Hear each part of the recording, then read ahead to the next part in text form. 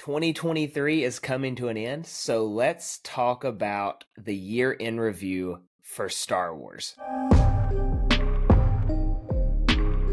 Welcome back. This is Will with the Padawan Pops YouTube channel, and this is my friend and co-host Kevin. And it's crazy to think, but we are to our first ever bonus episode. I think this is technically episode 17 of the Force with Friends podcast, but we are bonus episode number 1 right here. So it has been a busy year for Star Wars. Like when we've been talking about this the last few days, we've come up with a lot of things that happened this year. Yeah.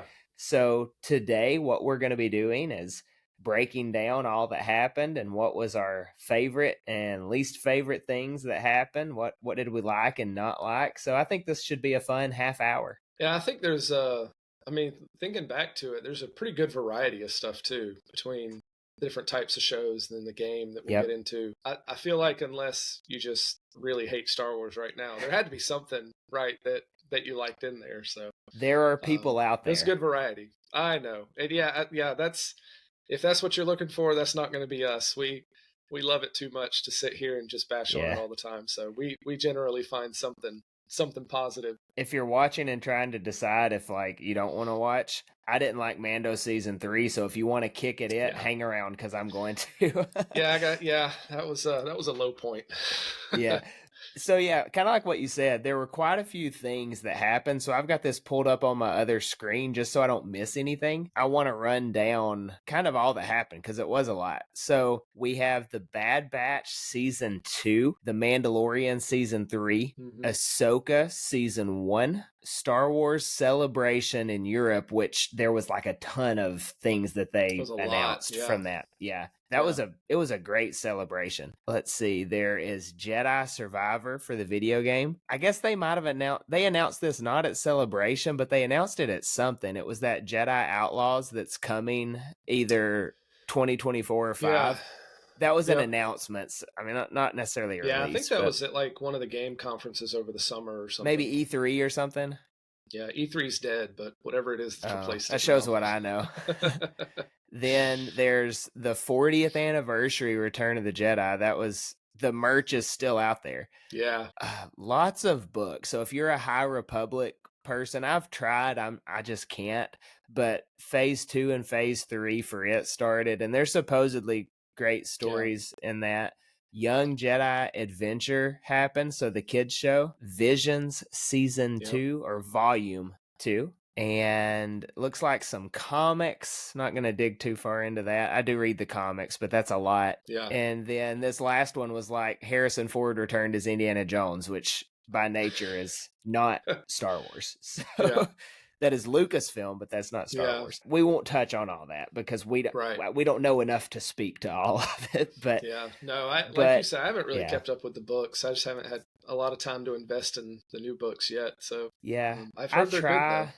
And like the first High Republic book, I've tried it on audiobook a couple times, but I do them through the library, so I get like 2 weeks, and I can never finish it in 2 weeks. So I don't know. Either way. So we're going to go through this. We're each going to talk about what we did and didn't like. And then at the very end of the episode, we're going to say what our favorites are. So hang out till the end to know what both of our favorite things from 2023 are. Kevin, if you want to take turns, you can go first on what you did like for 2023 for Star Wars.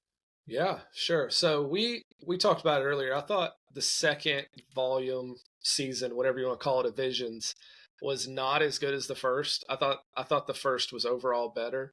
But I did really enjoy the episode Screecher's Reach. I thought that was a high point of this Visions season. Was that the scary one? Yeah, that was the one with the girl who's trying to escape her life. I love it because they set it up like, it's like this Jedi origin story where like this girl, she's trying to escape her life, the mundane, working every day, and she's going on this adventure. And they encounter this ghost, this haunted cave, turns out to be this old Sith witch lady person and defeats her. But then in the closing, you realize she wasn't being recruited by the Jedi. She was being recruited by the Sith. And so I loved how they took that kind of, this is totally a Jedi origin story, seeking greater things, trying to escape, but then it kind of gets flopped at the end where it's this, I think she's called the Sith Mother or something, comes and Mm-hmm. picks her up. Um, so I like how that ended. It kind of twisted that into a Sith origin instead of a Jedi origin. But I really like that one. I like the animation in it, and I thought it was just a kind of a cool, again, just a cool retell of that tried and true Jedi origin story. Yeah, now that you mention that, I remember that one. And because I think we texted about it the day that it came out because we were both Yeah, like, yeah, kind of underwhelming, but that was your favorite. And it then was. for Visions, I didn't really like much of it, but I liked Screecher's Reach. And then the one where it was the undercover rebellion person, right? And like her husband was Imperial or something like that. It was Yes, like at the she was like opera. some sort of like acrobatic Yeah, the circus. performer or Yeah. something. Yeah, yeah, yeah. Yeah, I know Yeah. what you're talking about. That one was I pretty good enjoyed too. that I one. did like that one. Yeah. Yeah. But the others is kind of, Yeah, none of them really stood out as much. Like I remember in the first season, you had some of the. I mean, some of they were really good. You had yes. Samurai. the samurai one. You had the wedding one with the two. Gosh, that was so The good. that one was really, yeah. There were some really good ones that stood out. Yeah. So yeah, season 2 not as good overall, but I like Screecher's Reach a lot. Yeah, That that was was one of my good. favorite things That was from a the good year. choice. I don't have anything nice to say about Visions outside of those two. So if you just want to, if you want to go to your next good thing. Yeah. So Mando season 3. Are we going bad or are we going good We'll here? we'll circle back to Mando season 3 for the bad, because that'll be the bulk of the bad, I think. Yeah, one of my least favorite things, probably my overall least favorite things from Mando season 3. But I one thing that did stand out that I really liked was the Battle of Mandalore, that whole sequence, but especially Paz Vizsla's death. I thought that was it's one of those things where it's a stereotypical event, right? It's very cliche, and that you have this kind of, I was like, what are you pointing at? You got him up He's there. still in the Nice. box.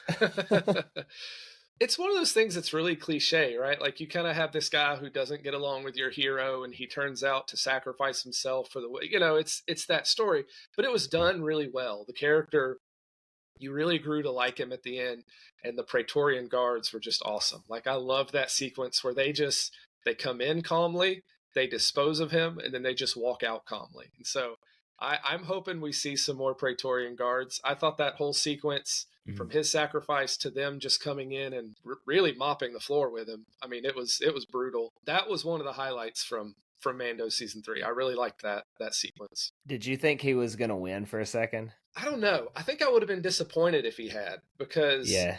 as much as I liked the character and it was sad to see him go, I think it was really cool to see these guards come in, because you see them all the time throughout the trilogy, right? They're just hanging out with the Emperor, never Yeah. really do anything. And so I like that they got elevated to like this really dangerous status just in this one scene. I thought that was really cool. Mm-hmm. No, I agree. I agree with that. I like that scene as well.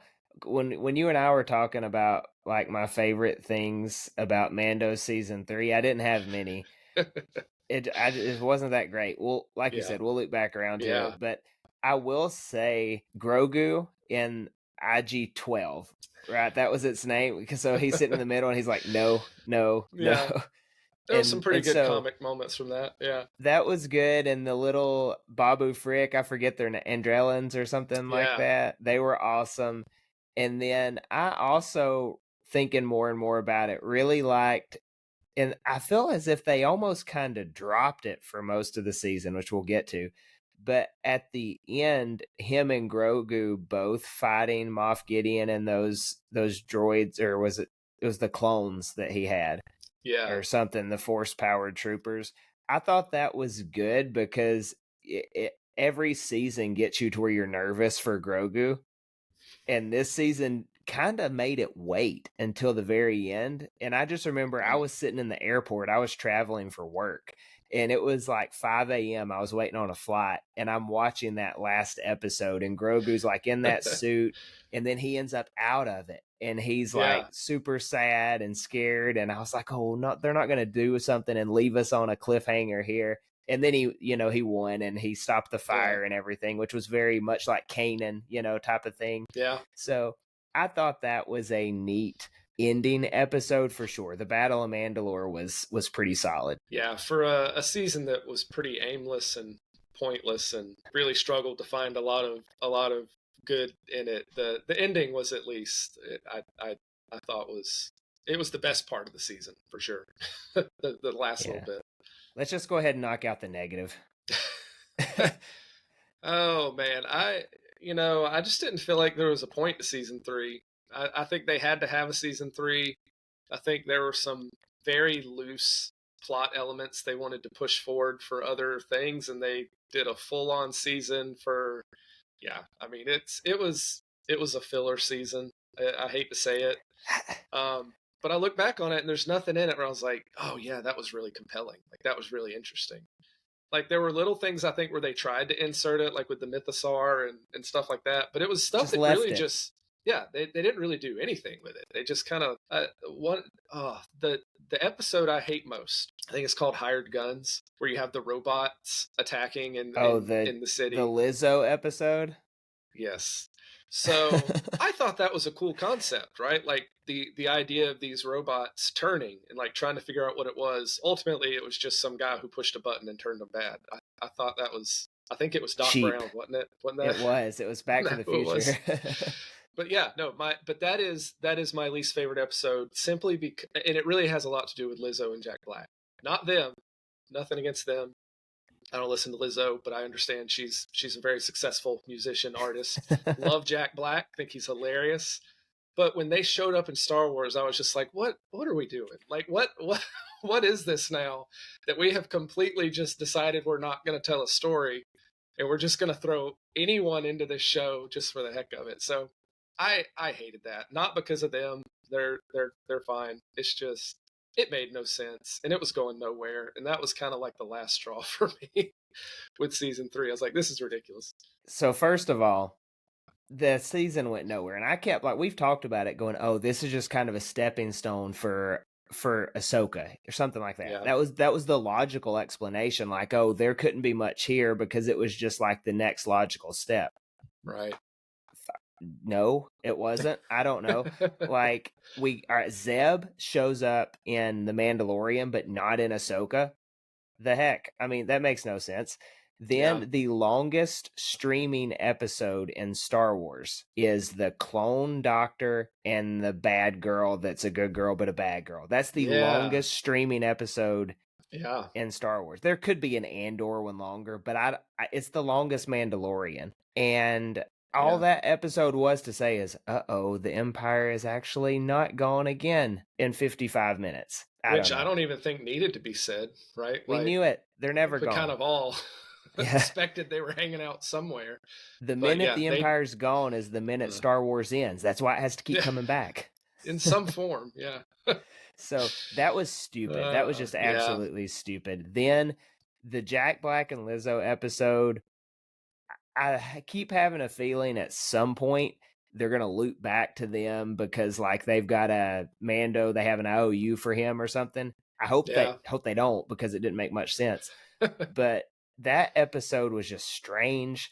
And then the lead up to the Battle of Mandalore, it was like a whole episode of not much, and then the very end, they get Paz. Yeah.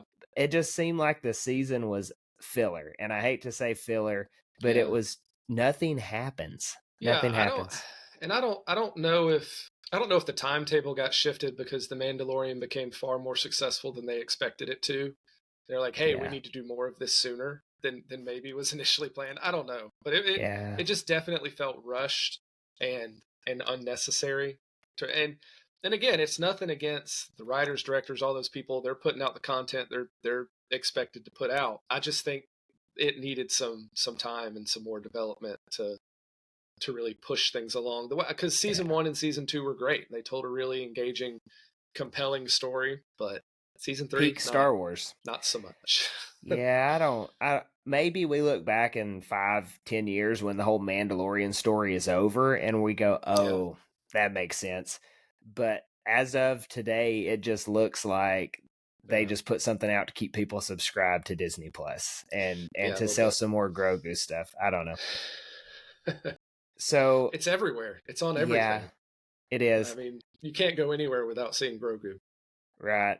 Let's move from there. I know we're still doing positives. Let's go to Jedi Survivor. I think that's a positive. Yeah, I would agree. Yeah, I still think Fallen Order was better. I think the Agreed. first one was for sure. The story in this one didn't quite pull me in because I didn't feel like it was as Cal Kestis driven. There Mm, was, which kind of happens, as you tell a story and you get more into yeah. it, there's more that goes on. But it was cool to see kind of the flashbacks and then bringing it back forward. So it did tie some High Republic stuff in for people like you Hmm. and I that don't know too much about it.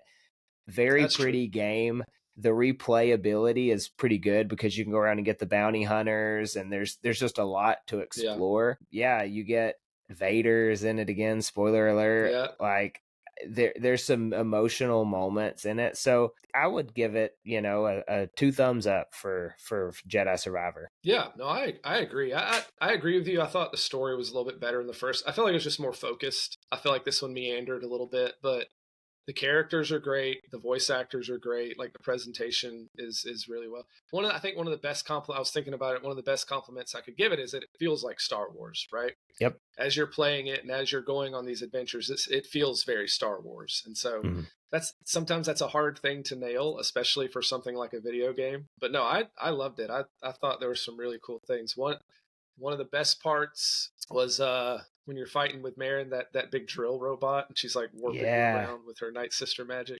Yeah, Like that there was were scenes cool. like that were just really cool, and you're just like, oh man, Yeah. this is awesome. The So gameplay no, really evolved in this game too. yeah, yeah, no, there was you could really play it how you wanted, and it Mm-hmm. had a lot of depth to it, and it was a really fun game. I actually did go back and complete all the stuff just because I enjoyed being in the world. Yeah. I will say it's very immersive as a Star Wars game. So Yep. while the story might have taken a slight back step, I thought everything else was great. So yeah, no, definitely that was a high point of the Yeah, year. I don't I think I really have like much bad Survivor. to say about it. I don't like Bode or whatever his name was, but I think you were supposed to not like him. So Yeah, yeah, the guy that turns bad or whatever. yeah, So yeah, yeah, that was a high point. I think I don't have much to say, but I think Bad Batch season 2 is positive. Like the negative stuff that you hear yeah. I for the enjoyed it. Clone Wars, for where it's like there's some filler episodes and stuff like that. The same can be said for Bad Batch. There's some episodes where it's a kids Yeah. show, but the story itself,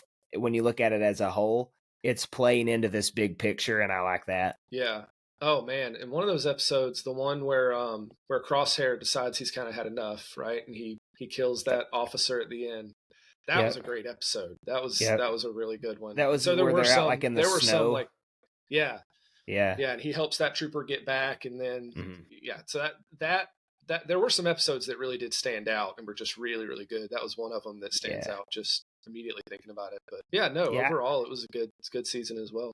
I always get frustrated with that one. They always go to that alien woman for like jobs, Oh and she yeah. keeps like double crossing them and stuff. Like it's gonna happen. It's super predictable, but that's just Yeah. it's a cartoon. It's how it is. Yeah. I'm trying to think before we get. I know Ahsoka is probably what we're gonna close with. So Celebration had a lot of big Mm-hmm. announcements. So I loved the movies they announced. So you get the Force Origins story or something along Yeah. those lines. Dawn of the Jedi, I think they called it, or something like that. Like that's the idea. And Yeah. then there's the New Republic movie. So that's gonna be kind of the Avengers end game of this story we're watching with Ahsoka, Mandalorian, Skeleton Crew, all that good stuff. Right. Dave's going to direct it. That will be the Mandoverse conclusion is their current plans. And then the Rey movie, I'm actually excited for all three. I think when you look at the sequels in hindsight, you can kind of see where they goofed up a lot. Yeah. And so I'm hoping this Rey movie kind of takes her and that story in a new direction. Maybe like we could look at the sequels almost like a prequel for whatever's coming with her instead of a Yeah. continuation of the Luke story, because it didn't do great there. But The she's sequel a prequel great to the next saga. actress. Yeah, she's a Yeah. great actress. So and maybe Finn comes back. I think there's a lot of good that can come from that. So I'm excited for that. It's easy to be excited for Mando. It's easy to Would be you excited. say which one would you say you're the most interested in? Mandoverse movie. Okay. Luke, I was Han, and curious. Leia have to be in it. It's Do got they? Don't set yourself up too much. you can't have an heir to the Empire type movie I know. without one of the three. How weird would that be? I agree. It's just I don't know the limitations of it now or so. Now, I did say I was real It'll excited be for the interesting to Ray. see. Yeah. So I said I was real excited for the Ray movie. If I were to rank them of my excitement level, it would go Mando versus Dawn of the Jedi Ray movie. Like it would still be Yeah. three. But it's only because the other two were like it's not that it's bad, just the others Yeah. are really cool sounding. I don't know. I actually think I have Dawn of the Jedi at my like most interesting because I kind of know what to expect with the Mandoverse. Like I don't know where the story's That's going to true. go, but you have a framework for what this is going to look like. We know what's Whereas going to happen too. yeah, whereas Dawn of the Jedi, like there's a lot of really interesting things you could do with that, and so it's not necessarily that I think it's going to be the best, but I'm really curious and really interested in what they're going to do with that and what kind of story they are going to try to tell with that. So that's probably the one I'm most curious about at this point. I just hope it doesn't turn into like, did you watch Prometheus, where it's like the alien prequel? Yeah, yeah, yeah. Where it just gets it gets muddy and complicated a bit. And I fall asleep. Yeah, So it could be really good. It just depends on how they decide to do it. So we'll see. yeah, but Celebration, man, it was great. I It was a wasn't lot. there obviously, but I watched it a lot on YouTube. Tony with Star Yeah. Wars Sith, he was there. He has all kinds of cool videos. You can check Yeah. those out if you missed them. But there was all those announcements. So Hayden and Ewan were there talking Kenobi from the previous year. Didn't they kind of touch on the shows like the Acolyte? They put some stuff on it, stuff on Skeleton Crew. So there's some interest. Acolyte's next year, isn't it? It's supposed to be 24 with Skeleton Crew, and it's gonna have some Phantom Menace vibes, they say. Yeah. So I think could be cool. I don't think anyone went to Celebration in London and was like, "Man, that was awful." You know, there's a lot out there for you. Between all the news and all the just really good interviews, it was a really like I feel like every day during that week I was just finding something really cool and new. I was like, "Oh, what? That's awesome." There's a lot. Yeah, it was good this year. Projects. Is there anything we need to talk about before Ahsoka? Let me scroll through the list again.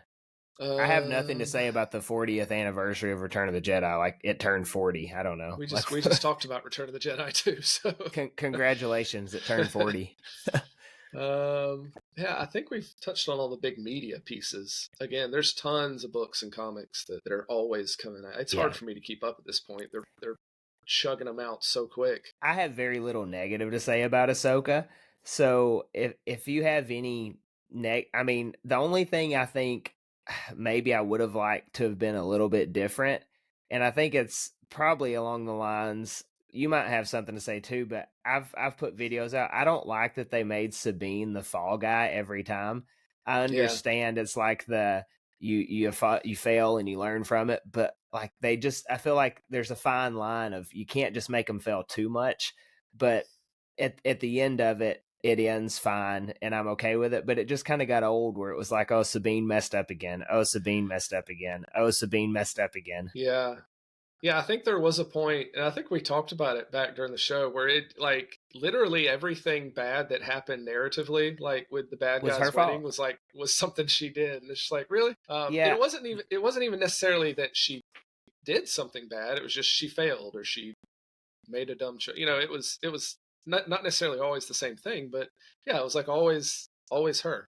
So and Ahsoka's awesome. I love it, and it's my second favorite Star Wars project that they've done that Disney's had. So I have no legitimate complaints, but that's my only one issue.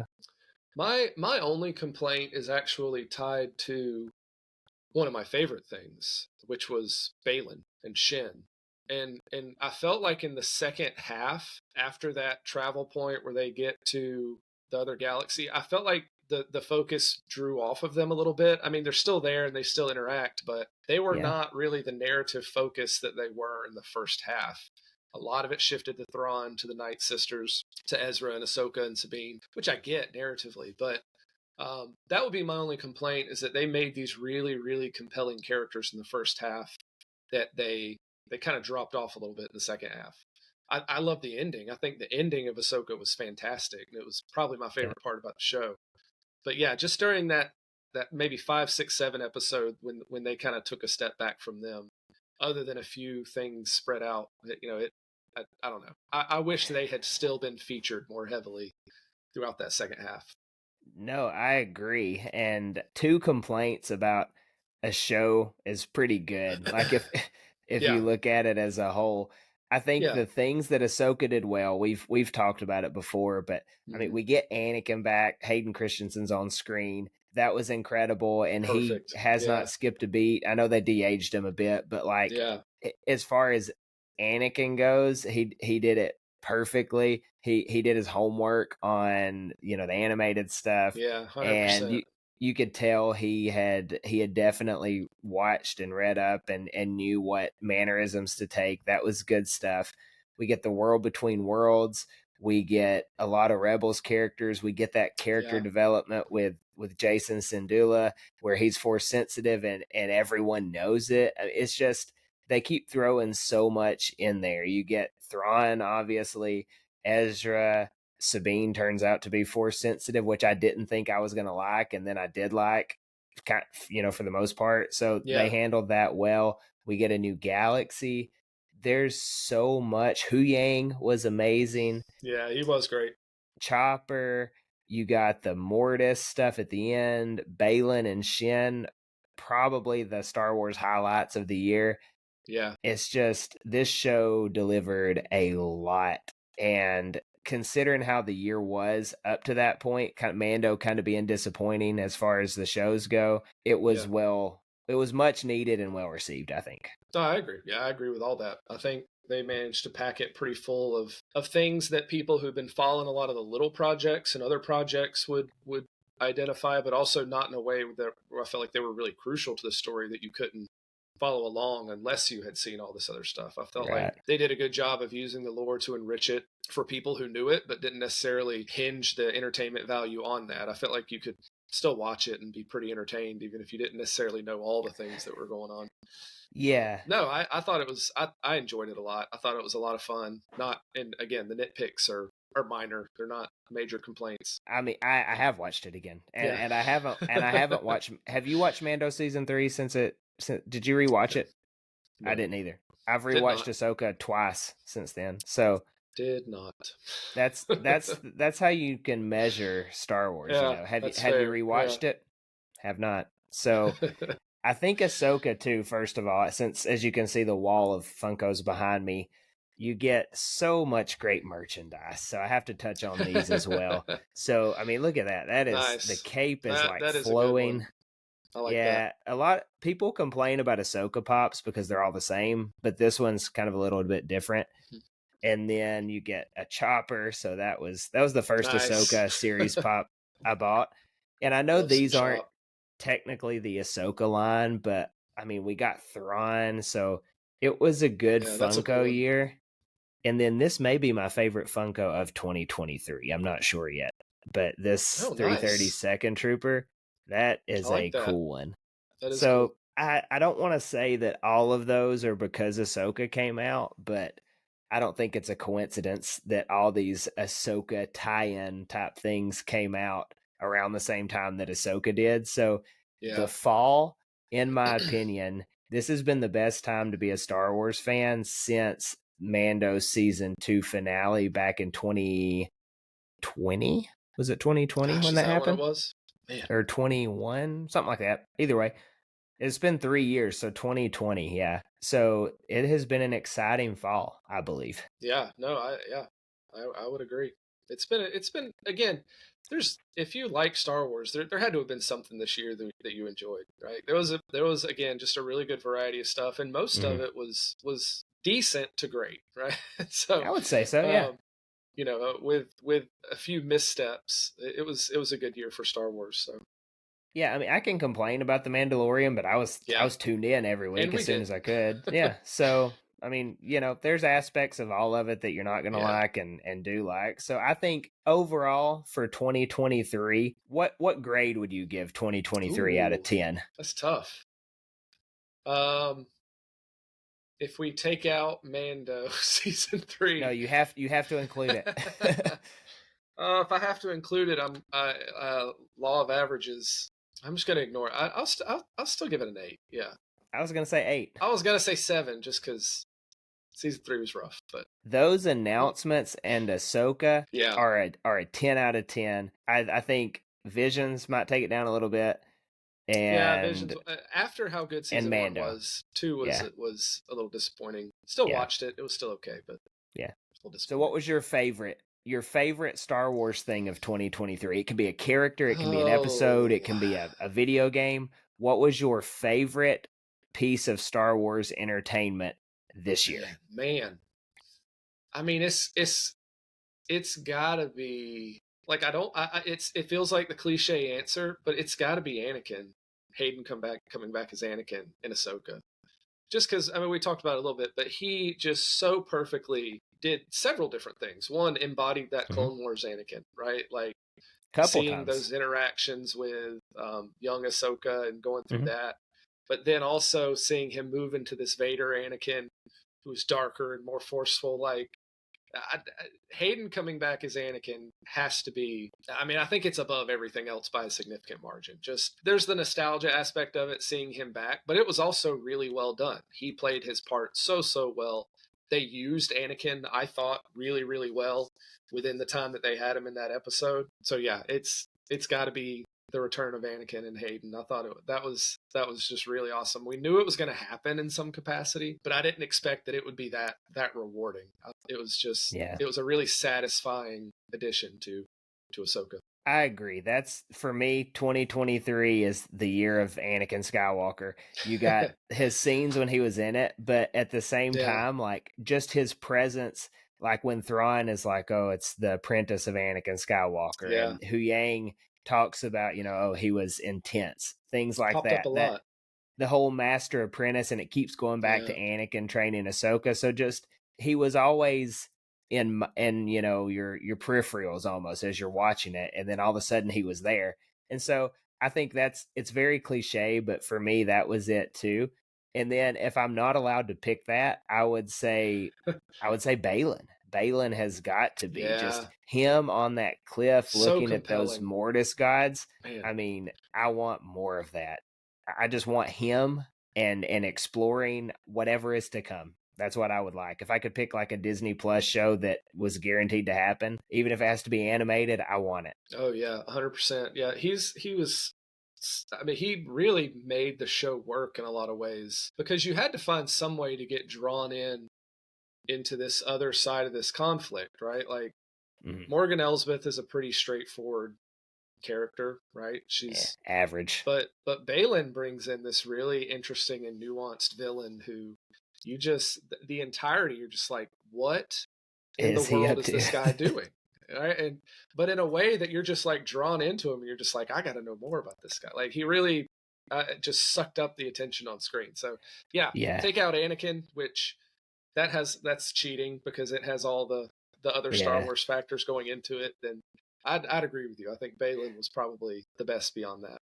Realistically, it is Balin. Like if you just look at storytelling and everything else, he's a Yeah, shoe in, but yeah.